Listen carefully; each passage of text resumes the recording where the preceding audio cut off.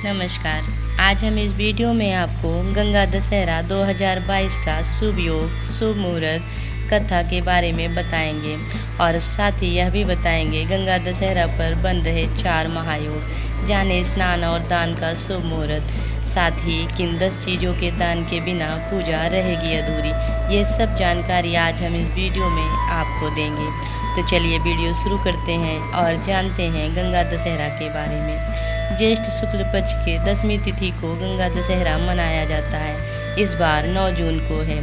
हिंदू धर्म की मान्यताओं के अनुसार गंगा दशहरा के दिन माँ गंगा धरती पर अवतरित हुई थी, इसीलिए इस दिन को गंगा दशहरा का पर्व मनाया जाता है। इस दिन लोग गंगा नदी में स्नान करते हैं और दान करने से 10 तरह के पाप मिट जाते हैं। पंचांग के अनुसार ज्येष्ठ मास की शुक्ल पक्ष की 10वीं तिथि को गंगा दशहरा का पर्व रखा जाता है। इस बार गंगा दशहरा 9 जून दिन गुरुवार को है।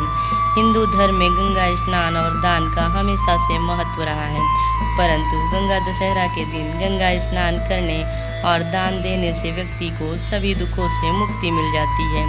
गंगा दशहरा के दिन स्नान के बाद इन 10 चीज़ों का दान अवश्य करना चाहिए। मान्यता है कि इन चीज़ों के दान से सभी पाप नष्ट हो जाते हैं, जीवन की तमाम समस्याओं से निजात मिल जाती है। दान करने से ग्रहों की पीड़ा से भी मुक्ति मिलना आसान हो जाता है। इस दिन ये 10 चीज़ जल, अन्न, फल, वस्त्र, पूजन व सुहाग सामग्री, घी, नमक, तेल, शक्कर और स्वर्ण का दान अवश्य करना चाहिए। आइए जानते हैं गंगा दशहरा का शुभ योग। ज्येष्ठ माह के शुक्ल पक्ष की 10वीं तिथि को हस्त नक्षत्र में माँ गंगा धरती पर अवतरित हुई थी। इस बार हस्त नक्षत्र 9 जून को सुबह 4:31 से प्रारंभ होकर 10 जून को सुबह 4:26 तक रहेगा। इस बार गंगा दशहरा पर 4 महायोग बन रहे हैं। हस्त नक्षत्र में शुभ कार्य करना अच्छा होता है। गंगा दशहरा पर स्नान और दान का खास महत्व है। ज्योतिष शास्त्र के जानकारों के मुताबिक इस बार गंगा दशहरा पर ग्रह और नक्षत्रों के संयोग से 4 शुभ संयोग रहेगा, जिस कारण गजकेसरी योग बनेगा। साथ ही वृषभ राशि में बुध और सूर्य के आने से बुधादित्य योग बनेगा। इसके साथ ही गंगा दशहरा पर पूरे दिन रवि योग का शुभ संयोग भी रहेगा। ज्योतिषों का कहना है कि इन शुभ संयोगों में स्नान और दान का खास महत्व है। गंगा दशहरा चौघड़िया मुहूर्त सूर्योदय से लेकर सुबह 7:07 तक। शुभ योग सुबह 8:25 से दोपहर 3:05 तक। आइए जानते हैं गंगा जी की कथा के बारे में। प्राचीन काल में अयोध्या के राजा सगर थे। महाराज सगर के 60,000 पुत्र थे। एक बार सगर महाराज ने अश्वमेध यज्ञ करने की सोची और अश्वमेध यज्ञ के घोड़े को छोड़ दिया। राजा इंद्र यह यज्ञ असफल करना चाहते थे और उन्होंने अश्वमेध का घोड़ा महर्षि कपिल के आश्रम में छिपा दिया। राजा सगर के 60,000 पुत्र इस घोड़े को ढूंढते हुए आश्रम में पहुंचे और घोड़े को देखते ही चोर चोर चिल्लाने लगे।